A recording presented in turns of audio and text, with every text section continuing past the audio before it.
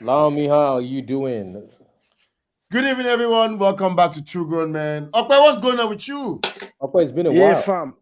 Yeah, it's been a while. Happy New Year, if I may say. Happy New Year, definitely on this show. Happy New Year. That was Merry New Year. Merry you how New you know, Year. it's, What's it's up? funny to say Happy New Year in the halfway through the year. Halfway. August now. We're We're in the, middle of we're in the Q3. third quarter. So, We're in middle of Q3. Q3. well, it's still Happy New Year. Yes, I sir. mean, this is the first time I'm doing this On this the year. show is Happy New Year. We're the final Mm. third of the year. What's going But on with hey, your Okay, how you doing? What's up? What's going on with you? Talk to us. I've been good. I've been surviving. I mean, I went through a procedure last year, one of the life changing procedures, Hmm. and it's been a new year to reinvent and re-understand a new process to the what is called life. I mean, re-understanding life is when you have a new lease of life, you need to sit back and re-understand it to know what God actually have in stock for you. But basically, it's been good. It's been quiet. I Just mean, taking things bit by bit. thank God you're here, and thank God that that procedure was Face. successful, etc. But that leads me Hmm. to my first question. What does that now mean for you in terms of passions, given what you went through on that ordeal last year? Hmm. So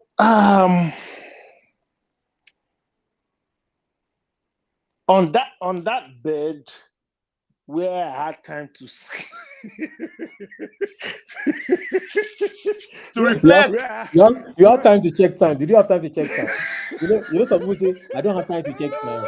That one, you will have time to check time. 10 where, o'clock, 11 where o'clock, I had time 12. to sleep and reflect and remunerate and have a lot of introspective understanding to Mm. what life really means and what it means to you. I thought to achieve one of few things that may not uh be right that is on my burner. You know, one of those things you have in your bucket list that like, okay, you do it, you now be dicey. Hey, dude, go for that thing, man. Go for that thing. Is I think it may just be a life-changing understanding to some few people because I realize that whatever you do, whatever talent God has given to you, whatever space you find yourself is not exactly for you. It's not exactly for you. Can you elaborate a little bit about that? In fairness, it's not you, you are just the vessel. Let me put it this way. God gave you a father because he knows that you will be a father one day. Hmm. He gave you a father because he knew you will be a father one day. Yes. So he gave you that father to learn to be a father, understanding being a father. So by the time you become a father, it doesn't look strange to you. So everything your father goes through or went through being a father, by the time you understand it, that's when you now realize that the man was sitting down outside and like looking into the sky with Iran Buba sitting on the bench and thinking to himself, or in some cases find himself talking to himself. Then when you get there, you now realize that, oh, That guy was not mad. nah, old farm was the life of a father is life of sacrificial, life of sacrifice. Everything he does has nothing to do with him, but the family. Hmm. And He doesn't have a only a man yeah, has he that, most likely does most not have a likely. life of his own. Hmm. He most likely does not have to plan for himself alone. He most likely does not have to think, he thinks for everybody. I mean, I've seen some wonderful mothers that do the same thing, but because a man is supposedly to provide and protect, you you see that everything you do is sacrificial. So what am I saying in essence is If God gives you a gift, you think it's for you. You are the only one benefiting from that gift. No, fam.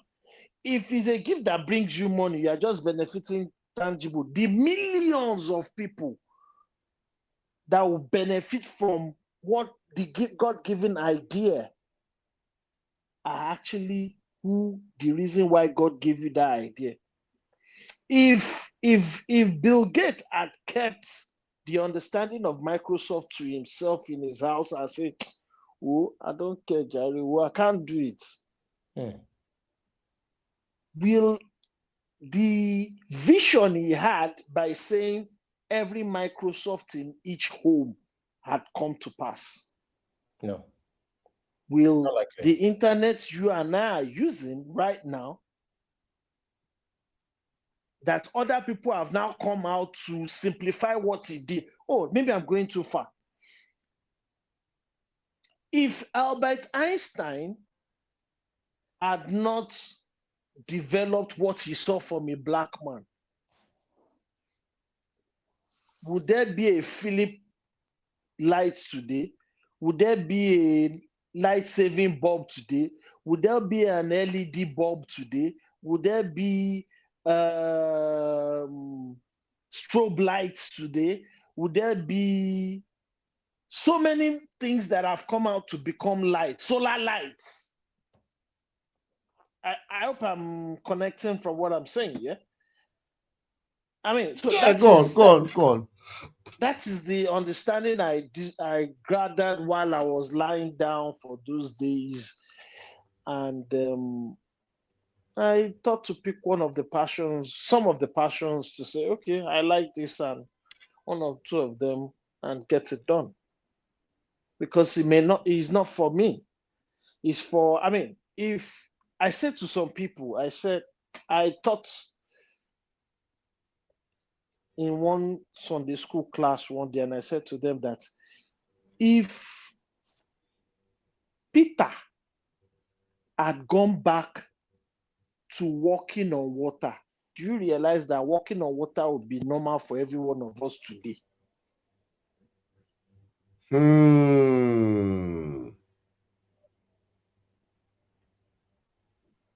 Should I break it down? Go ahead. Go ahead, man. Deep. Go. Okay. So the Bible says they saw Jesus walking on water, and the Bible says Peter said, "Lord, is that you?" He said, "Yes. If that be you, bid me to come." And he started coming, and he started walking towards the water. The Bible recorded that the east wind blew, and Peter started sinking. And Jesus stretched forth his hand, and he pulled him up to himself. And he said, "When you stand up, strengthen all your brethren, strengthen all the people in the boat." So, and he further said, "Greater things will you do in my name." Greater things will you do in my name requires you to do something. Practice becomes perfection, right? So if Peter had gone back to say, wait, I walked on water now. Just the same way the Holy Spirit, when they say speak in tongues, the Holy Spirit comes upon you, and the Holy Spirit is now coming on everybody in church. Most everybody dubbed it karate, even though they don't know if they are speaking in the actual tongues, are speaking in tongues. Does that make sense? The same way walking on water would have been like we are walking on normal land today. But he didn't explore that talent, that gift, that spark of light at the end of the tunnel that Jesus gave him. He kept it to himself. Maybe he was too scared. Maybe he didn't understand that he could do it. Maybe he was still waiting for Jesus to do it. But when God will give me that idea, say, guy, do you realize that if you can explore? The day I got that understanding, I was like, wow, what's this? And I said to myself, if I go and do it now, they say one something. Well, I've collected one power somewhere. No, but it's the understanding. If it comes to you, I mean, I ride bikes. And when I'm on top speed, the moment an idea to overtake or do something comes to me that requires speed, I don't hesitate. The moment I hesitate, believe you me, everything that can go wrong, begins to go wrong. I can't make that thing anymore. If I have That's split second. that split second. So riding a bike requires you never to panic. It comes to you. I don't have time riding a bike. I don't have time to process things riding a bike. I don't have time. I have split seconds to decide. Will it work? Will it not work? If it's not going to work, move on, stop it, or calculate it. Bikes, riding, so it helps me analyze people that ride and accidents. I don't look at accidents and do the Nigerian thing, which is Nigerian thing is, now God help her, now God save her. No. Yes, that factor is there. But hey, it is not just luck. It is you knowing what you know to do, putting it into practice, and getting out of the situation. By doing just one thing, don't panic. The moment you panic, everything that can go right goes left. Why do you panic? You only panic at what you don't know. The moment you have knowledge of something, you don't panic anymore. Okay, if you go, one of the first accidents that I've had riding, one of the first major accidents I've had riding, that thing cannot happen to me again, never in life. I was coming from Ilorin, I got into Ogbomoso. I overtook 4 trailers at once. I saw one coming on the opposite, directly in front of me. And then I overtook it. I saw a pothole. Instead of me to go over the pothole and continue my journey, I held my brakes so I can go slightly over it, forgetting that if I'm coming with that type of speed, I can go over it or go over it and jerk a little bit there, stabilize my bike. But I held my brake just to go gently into it, forgetting that in every pothole in Nigeria, there's sand around it. And when sand comes in contact with such thing, it will take your tires off you. And thank you for coming, Lunjebe. You're gonna fall. Straight up. Now, it depends on how you now use the brakes. In the motorcycle, you have 2 brakes. You have the front and the rear brakes. How do you use them? The front is the main one. The rear brakes is to stabilize you. If you hit the front one too hard, thank you for coming. You're going on the floor. Is that what causes the? Most times. Most times. Okay. Most times. Yes. But can an impediment cause that as well by being on something that you didn't see? Like maybe there's something on the road you don't see it. Can that make the motorcycle? Oh yeah. Okay. Yeah. That's the first law of motion. Got it. Do you understand? So no, so is that first law of motion? That's third law of motion. So how did you get into that passion, riding bikes? From what you said, who taught you, and you self-taught? What drove you into riding bikes, and how has it shaped your life?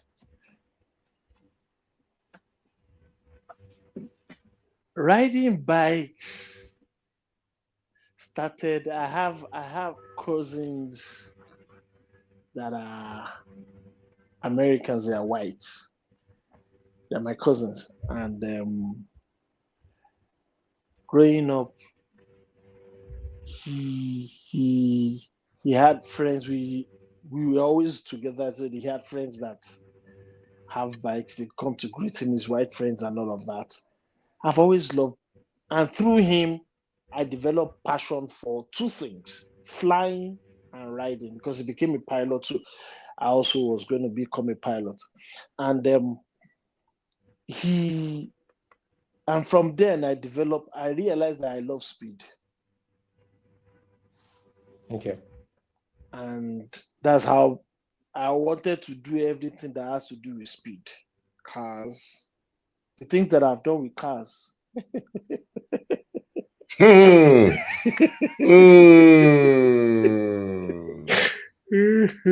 Don't tell me you've done donuts. You've done donuts with cars. You know those donuts. Now, the funniest thing about me is I don't fancy what you call it.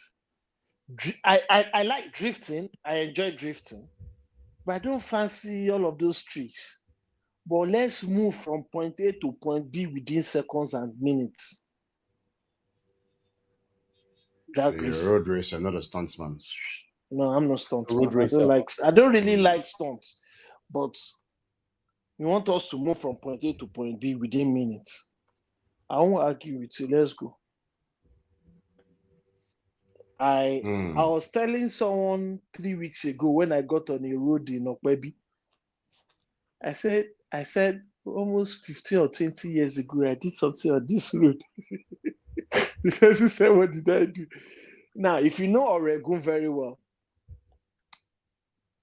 me and this guy, I don't know, I met him. I was driving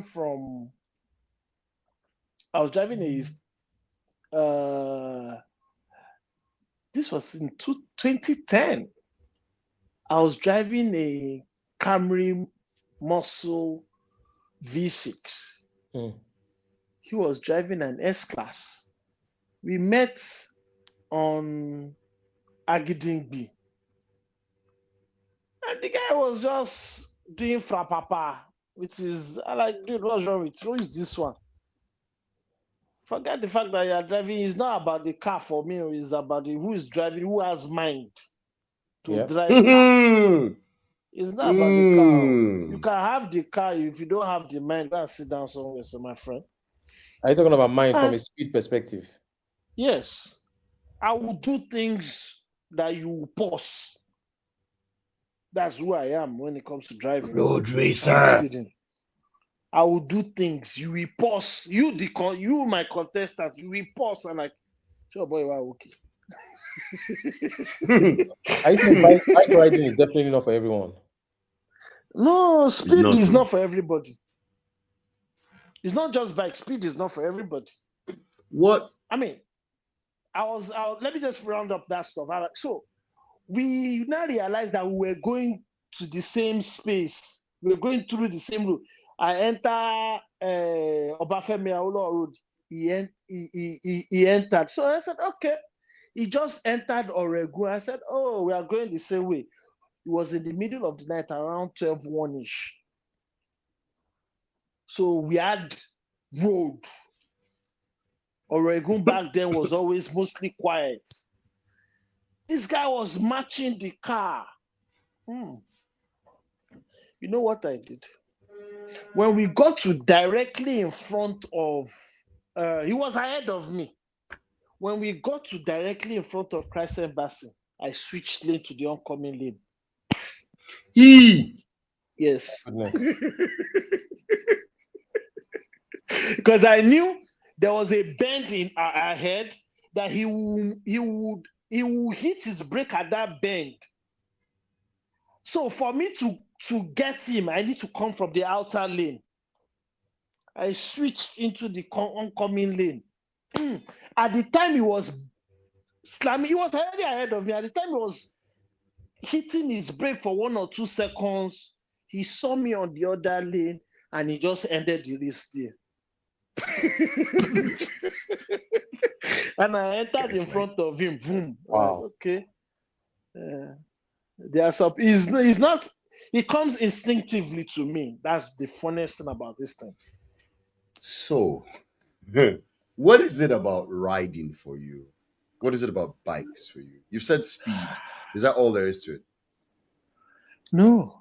So the thing is that it will first come to you as speed. Okay. In your mind, adrenaline. when you start riding, you leave that adrenaline at home.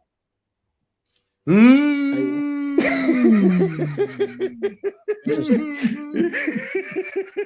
You leave the adrenaline at home because the adrenaline does not help you control. That's just at the beginning.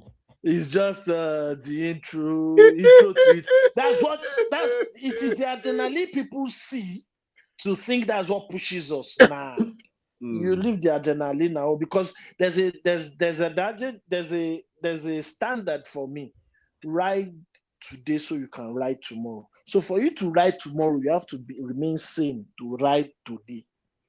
So safety is because me, I can't do riding. I'm not. 100. It's not for me. No, it can be for you. It's It's not for just me. your mind. Honestly, it can be for you. It can be for anybody. It's just see.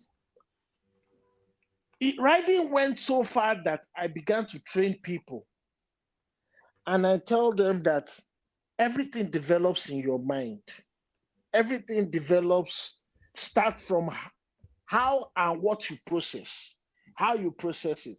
I have taught a 50-year-old man. I have taught a 50-year-old woman. I have taught somebody that's never ever ridden bicycle before, and the person is riding bike today. Yeah. So it is in your mind that, okay, I don't need you to go far. I need you to go from here to here. Can you achieve it? If you can move 1 meter, I'm fine. No problem. Don't worry. We've achieved it. Absolutely. So once you can do 1 meter, you will tell yourself, I did 1 meter. You'll be happy with that. You know what they call endorphin? Endorphin and oxytocin will release inside your system. It will spoil you to come back the following day. And the So human getting mind like a has a natural way. high from it. Yes, and a human mind has a way of setting new heights for you to accomplish. You set another height. You set another height. And okay, I've done this today. Can I conquer another one tomorrow? Yeah. Let's go. Let's do it gradually. But there's no rush. Honestly, take it from me. There's no rush.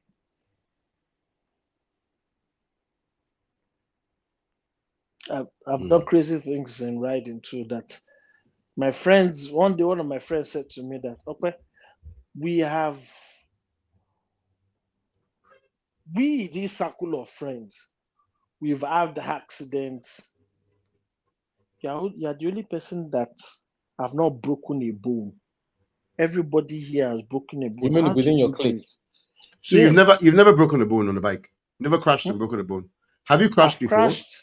I've crashed a couple of times. I don't know Twice on any top rider that's wheeler. ever crashed. Not No, one. you will crash. If You I will start training crash. you, I'll tell you you will crash. You will Hmm. crash. Yoruba says, And funny enough, "Kosomoto it's not je." because they are bad riders, right? No. Million Just factors.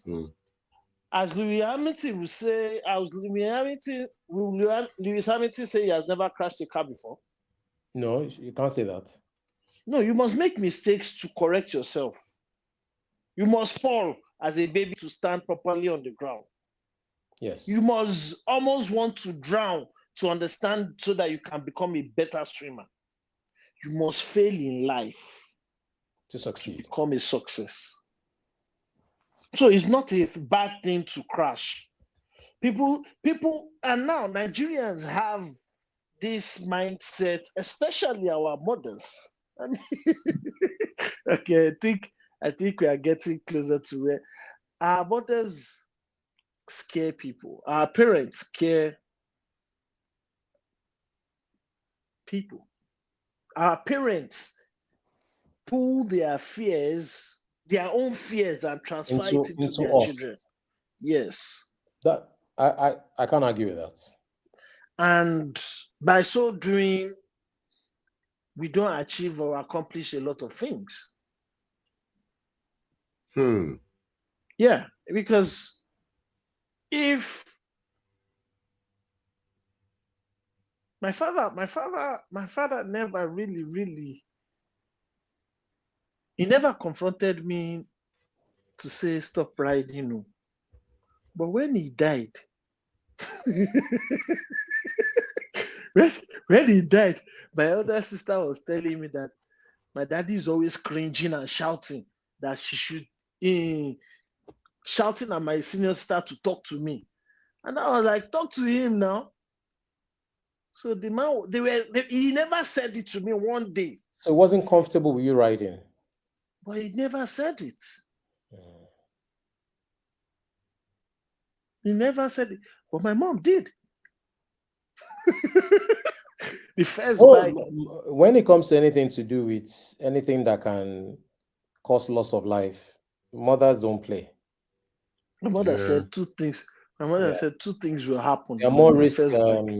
Is it risk averse? Is it what's the word? Yeah. My mother said two things will happen with my first bike. I brought it home when I was in year 1, 2022. 2002. Sorry. 2002. And the woman said two things will happen. Is either you wake up the following day and see it burning, or you sell it tomorrow. Pick one. Of course, I didn't sell it initially. I first went to go and pack it somewhere. I'll use it to school, Then some people still saw me and went to report me until I decided. Then I decided to sell it. And almost 10 years after, I came back to it, and it's been over 10 years till now. Interesting. Yeah. Did crashing ever make you, or let me put it this way, was there an incident that ever made you think I want to give this up? I like that question because a lot of people ask me. Now, I'm a Nigerian. You know what Nigerians do? Nigerians ask question with question.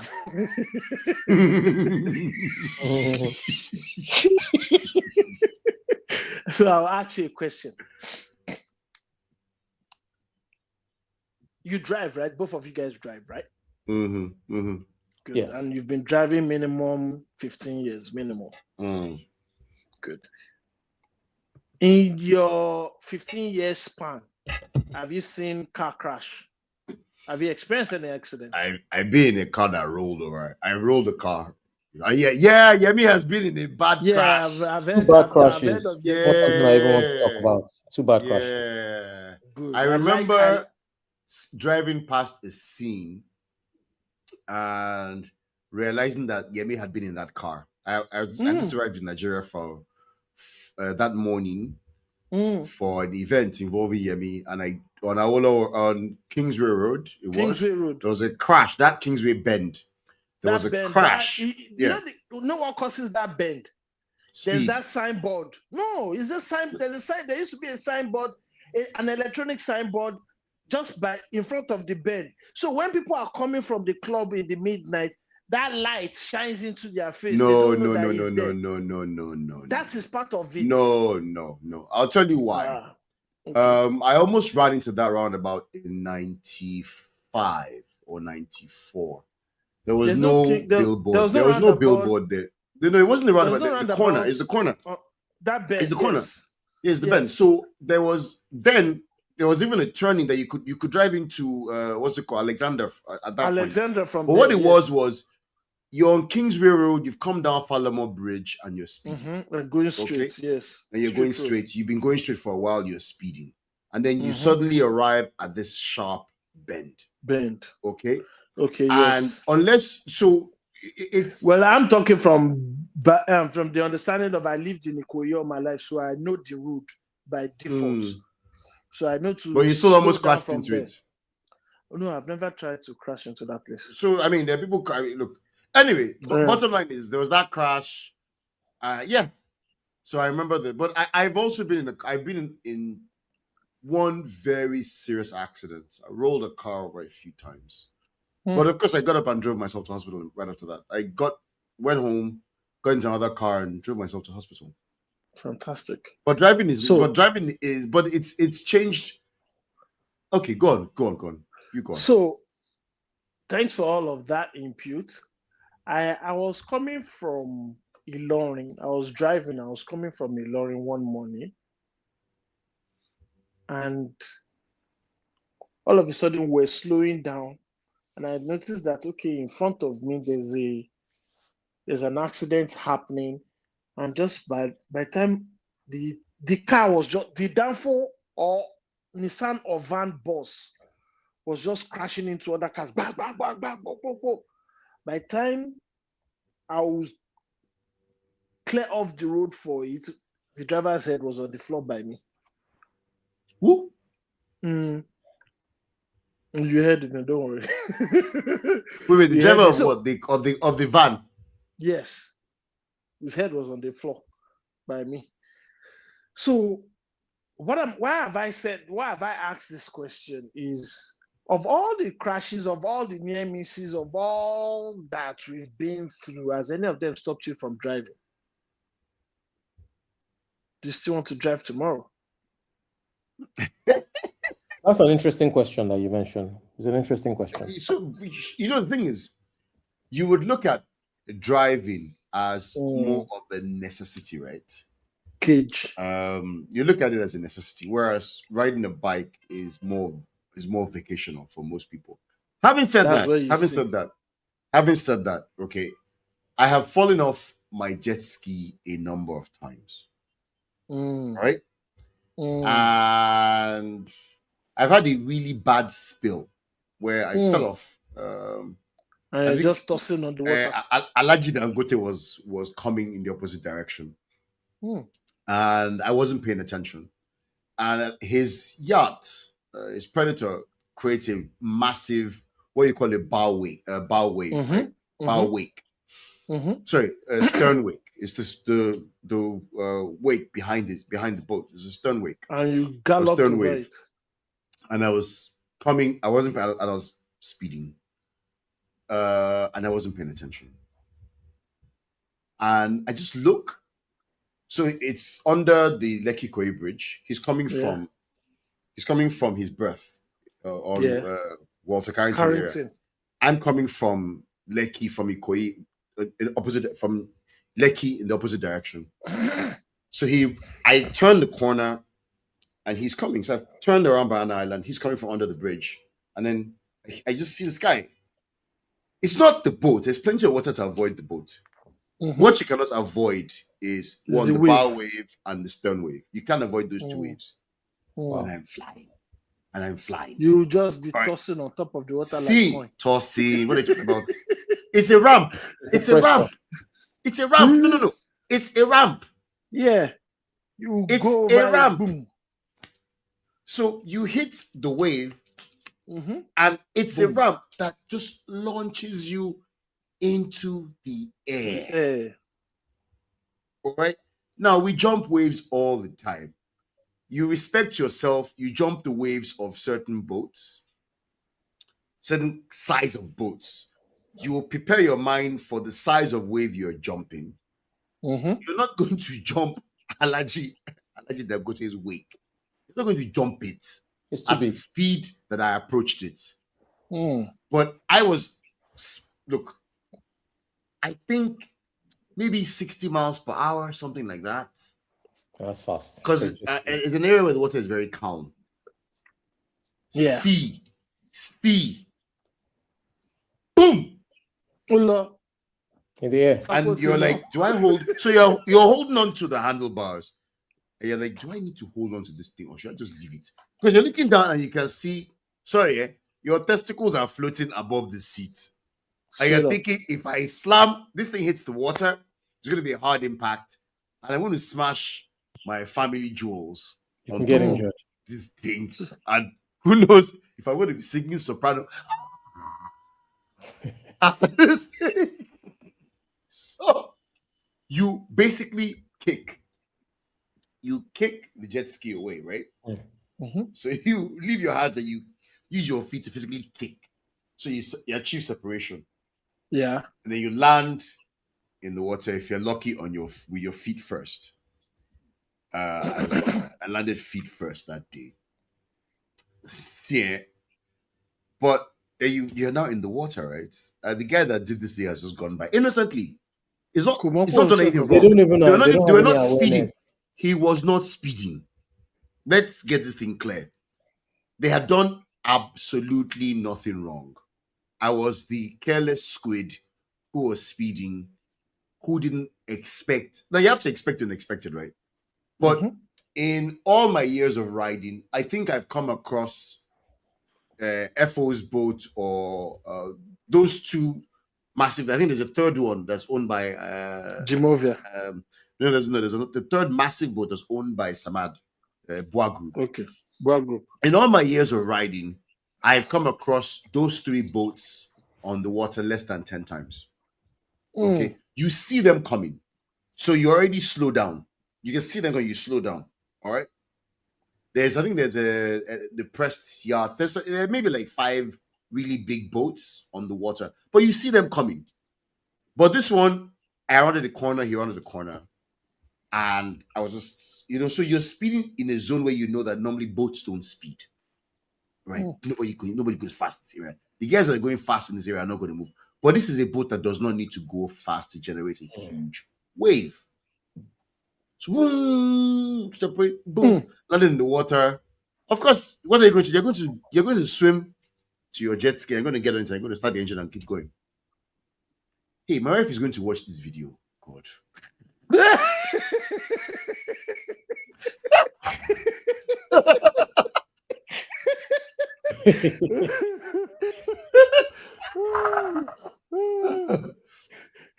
But yeah, passions. It's all about passions on this show. So to go back to the point you were making, look, it's a passion, right? I got back on it. Look, first of all, you have to get back on it to go back to get to the shore. Yeah. But I got back on it and I immediately went to Lashe. One of the things we say is that if you fall off your jet ski and you go and park it immediately, you will never ride again. And I think it's the same thing for walking bikers. You fall off and you probably can't ride immediately. You have to go to hospital and do all that while or your bike is broken. In this case, you land. You're in the middle of the water. You need the transportation to get out. You need the transportation to go to move. So luckily you're wearing your safety. A bike, an ambulance can take you away. Yeah, exactly. But with your jet ski, on the water, two things. You're wearing your safety lanyard, so your safety gear is on your hand. So when you come off, the engine will die. It's got a kill switch. You're also wearing a life jacket. So you're going to land in the water, you're going to float. Provided you're not riding in the area with strong currents, the machine is going to be 5 meters away from you maximum. So you're going to swim 5 meters. Get on it. If you're lucky, it's not upside down. It's still right side up. So you just climb it from the back, insert your key, start the engine, and keep it moving. Right. So you did that, right? I immediately went to Lashe. Lashe is like a good 30 minutes away. So you just get on it and then, knuckle down. Maybe for the first 2-3 minutes, you're just checking. Am I okay? Am I all right? Am I all right? Am I all right? So bad. So bad. And then, you know what? Look, it's the open water. It's like glass. Shoo, you're gone again. That's good. People around you are like, wow, you're just gone. You're gone. But so I can understand why you say you get back on the bike. But it's not quite the same thing, is it? Let me give you 2 examples. In fact, 3. Go ahead. First, I think we've had similar experience with the Dangote families. I was going to Abuja. First time I was riding to Abuja, and I got to Obajana. So I saw straight road. There's this guy that was leading me, that was the ride captain, who was leading me. He knew that I saw straight road and I wanted to, and you wanted to fly the road. And I've read a lot about, I know what Dangote did on Obajana Road, did the same thing on what they call this place? He adopted the same thing on Bagada Expressway. Oh, the concrete highway. Yeah. So, when I got on it, I'm like, oh, this road I've read about so much, da da da da da. Let me explore. And the guy, the road captain, just did like this. Eh?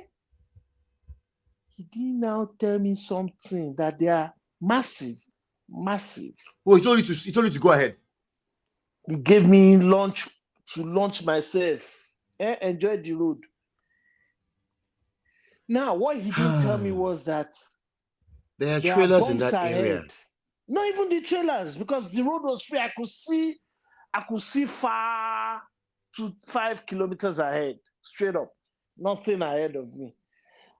I mean, what he didn't tell me was that there are massive bumps. Potholes. Not Or speed potholes. bumps. There's no potholes. Speed bumps. Massive. He!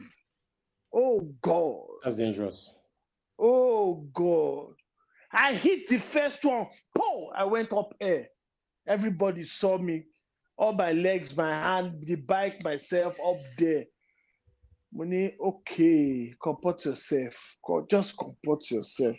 While you're in Bah! the I air, hit the floor. Yes. and I hit and the you floor. realize that Bah! gravity is Oh real. God. I just shook. Now, there's something called tank slapping. Yep. That's a tongue slapper. A tank slapper or death wobble kicks in. Just pray to God that you survive. What's tank slapper? Now, tank slapper is when your bike hydroplanes and you're coming with top speed. If the road is smooth, straight lane, and there's a small impression that the bike hydroplanes over it, if by chance you mistakenly tilt the steering and it lands not straight on the floor, it begins to wobble. Okay. Less air in your tire can cause it. Road impression too can cause it. So most times is road impression because you know what your tire this thing is. So once it kicks in, your bike will just begin to wobble. So is That the wobble, they call Vibration. it death wobble, death wobble. tank slapper. Two things can happen. You can allow it happen. Just be patient and calculative. Now, because the mechanism of the bike is there's a gyroscopic mechanism on the bike that allows the bike to continue to go in straight direction. The bike continues to, once it does it wobble for a few seconds, it continues to go in the same straight direction.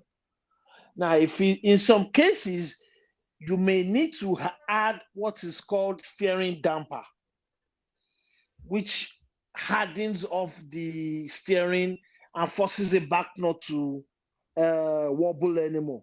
So that kicks in. If you don't have it on your bike, it might just wobble a bit in some cases and continues to go in a straight direction.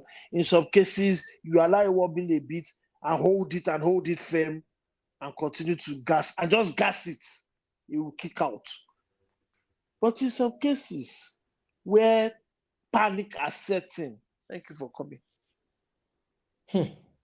Interesting. You just go Otilo film. So that happened to me, and that's my experience with the Dangote family. But then again, I was coming from the same trip from Abuja, heading towards Lokoja on the Lokoja Abuja Expressway.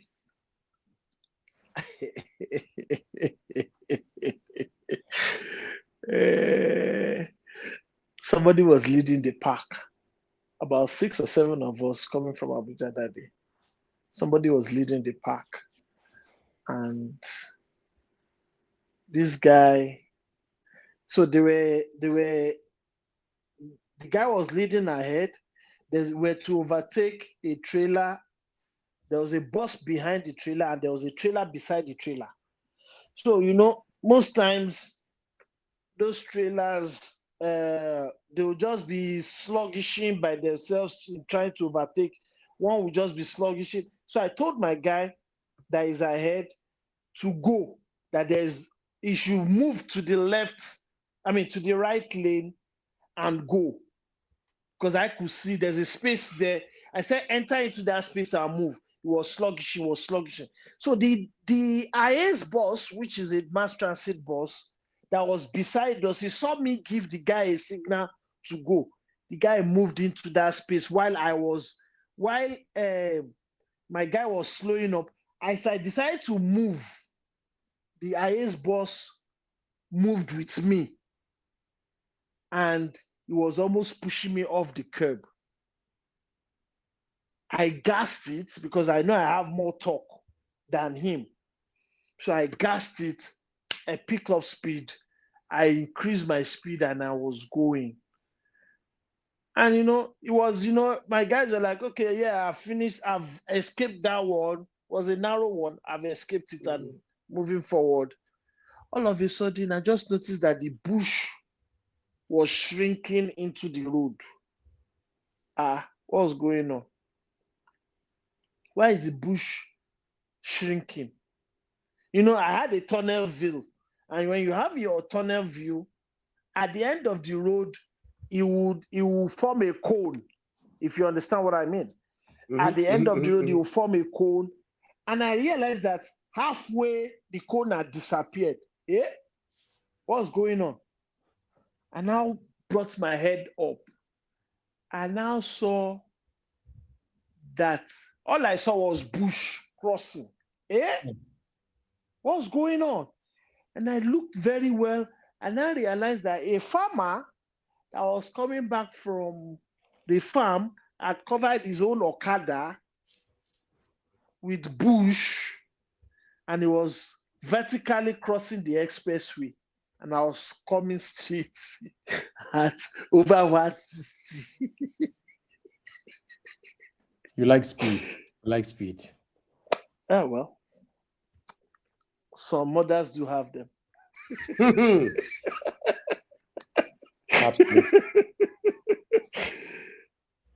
Absolutely. Everybody, I looked into my rear mirror unconsciously, and everybody had stopped on the road. Now, okay, Eleyo Otilo. What did I do? I looked at what should I do? This guy is going left. I'm going straight. I can't meet up. I'm on the left lane. I can't meet up. He's already almost half. I can't go straight because he will meet me when I get there. If I go behind him, I will cut it. The bush will pick me up. What do I do? First thing, engine braking. Do. The engine shouted, "Whoa!" I dropped my gear. The engine shouted, "Whoa!" I started introducing my brake. I went for his leg, his left leg. I went for his left leg. Immediately I realized that I was close. I followed him out to the off-road. I stood on my bike. I came back up.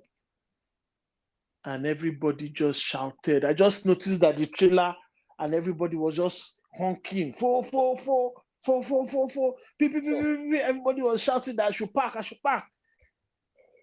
You can't park now. You have to keep going.